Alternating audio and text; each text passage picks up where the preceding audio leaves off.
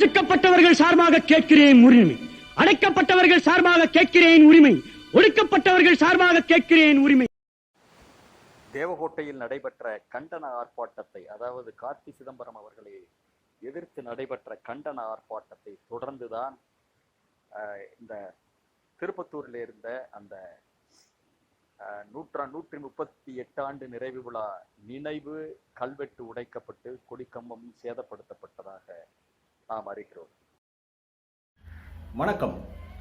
இது voice of Tamil வழங்கும் பேச்சுரிமை channel. உங்கள் அனைவரையும் நிகழ்ச்சிக்கு அன்போடு அழைக்கிறேன். தமிழக அளவிலே காங்கிரஸ் கட்சி எப்படி செயல்படுகிறது என்கின்ற செய்தி தோற்றம் ஒரு புறம் இருந்தாலும், சிவகங்கை மாவட்டத்தில் உயிரோட்டமாக இருப்பது அங்கே அடிக்கடி நடக்கின்ற சம்பவங்களால் வெளிப்படுகிறது. அப்படி ஒரு இன்சிடென்ட் தான், பரபரப்பான ஒரு நிகழ்வு நடந்தது. அதை பார்க்கலாம். பேச்சுரிமை சேனலுக்கு உங்களுடைய ஆதரவை தர கோருகிறேன். சப்ஸ்கிரைப் பண்ணுங்க, மறக்காம பெல் பட்டனை அழுத்துங்க, முக்கியமாக ஷேர் பண்ணுங்க, கமெண்ட் பண்ணுங்கள், பிடித்திருந்தால் லைக் செய்யுங்கள். கடந்த டிசம்பர் 28ஆம் தேதி, அதாவது 2023 28ஆம் தேதி திருப்பத்தூரில் ஒரு கல்வெட்டுடன் கூடிய கொடிக்கம்பம் திறக்கப்பட்டது, கொடியேற்றப்பட்டது.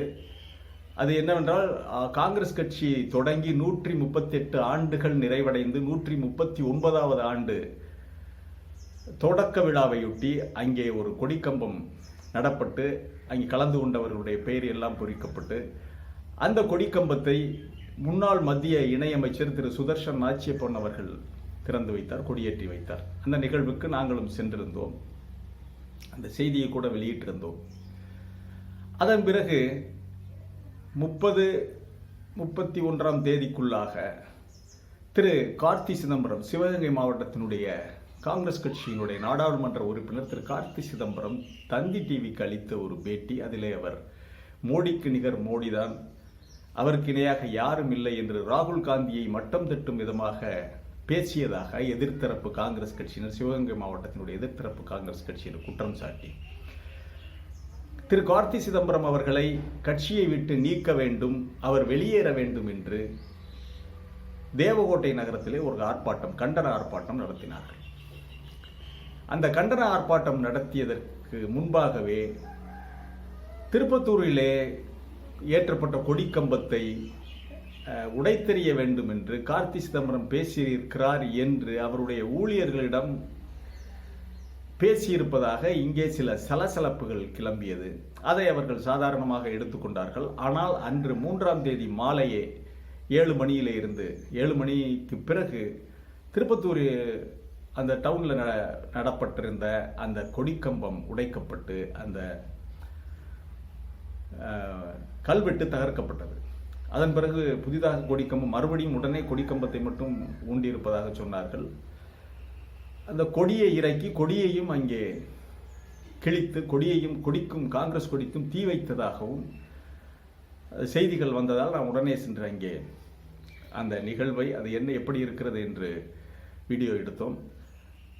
அந்த கல்வெட்டு உடைக்கப்பட்டிருந்தது, கல்வெட்டு உடைக்கப்பட்டு விட்டது. அது இல்லை, கல்வெட்டு இப்பொழுது இல்லை.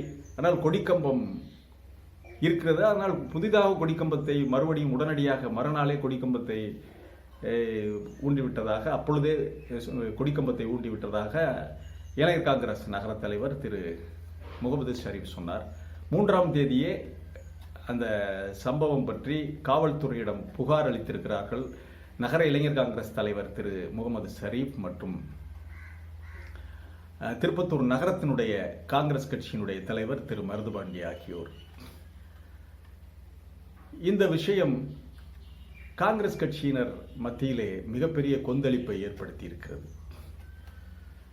கார்த்தி சிதம்பரத்தினுடைய கைக்கூலிகள் தான் இந்த வேலையை செய்திருக்கிறார்கள். 138 ஆண்டுகள் நிறைவடைந்த காங்கிரஸ் கட்சிக்காக ஒரு நினைவு சின்னம் அமைத்திருப்பதை அவர்களால் தாங்கிக் கொள்ள முடியவில்லை. ஏனென்றால் அவர்கள் ஒப்புக்கு மாநகரியிலே மட்டும் ஒரே ஒரு கொடிக்கம்பத்திலே கொடியேற்றிவிட்டு, இவ்வளவுக்கும் சட்டமன்ற உறுப்பினர், காரைக்குடி சட்டமன்ற உறுப்பினர் கார்த்தி அணியிலே இருக்கிறார், நாடாளுமன்ற உறுப்பினராக திரு கார்த்தி சிதம்பரம் இருக்கிறார். ஒப்புக்கு ஒரே ஒரு கொடிக்கம்பத்தை அவர்கள் ஊண்டிவிட்டு சென்று விட்டார்கள். ஆனால் நாங்கள் இங்கே ஒரு பெரிய கல்வெட்டை வைத்து அது முன்னாள் மத்திய அமைச்சர் திரு சுதர்சன நாச்சியப்பன் அவர்கள் திறந்து வைத்ததை அவர்களால் ஜீரணிக்க முடியவில்லை. அதனால் தான் அவர்கள் கல்வெட்டை உடைத்தெறிந்து கொடிக்கம்பத்தையும் அகற்றி கொடியை எரித்திருக்கிறார்கள். இது காங்கிரஸ் கட்சிக்கு செய்த மிகப்பெரிய துரோகம் என்று சொல்லுகிறார்கள். அதே போல அவர்கள் சொல்லுகின்ற பொழுது காங்கிரஸ் கட்சியிலே இருக்கின்ற கார்த்தி சிதம்பரத்தினுடைய சமீபத்திய பேட்டிகள், அவர் வெளிப்படுத்துகிற கருத்துக்கள் எல்லாமே அவர் பாஜகவோடு ஒரு கள்ள உறவில் இருக்கிறார் என்றுதான் குற்றம் சாட்டுகிறார்கள்.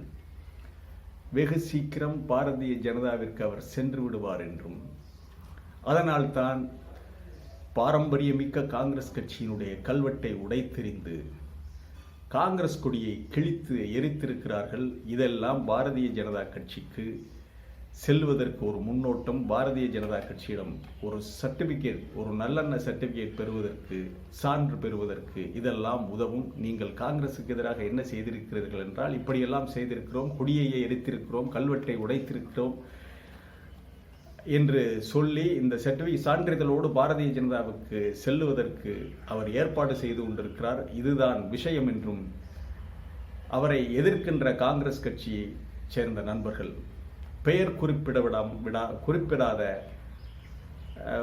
விரும்பாத மாவட்டத்தினுடைய பொறுப்பாளர்கள், வட்டார பொறுப்பாளர்கள் நம்மிடம் சொன்னார்கள். எது எப்படியோ காங்கிரஸ் கட்சி அடிக்கடி, குறிப்பாக சிவகங்கை மாவட்ட காங்கிரஸ் கட்சி செயல்படுகிற மற்ற விஷயங்களிலே செயல்படுகிறதோ செயல்படவில்லையோ, நிச்சயமாக இந்த மாதிரி நிகழ்வுகளின் மூலம் பொதுமக்கள் மத்தியிலே சலசலப்பை ஏற்படுத்துவது உண்மைதான். அது மட்டுமல்ல,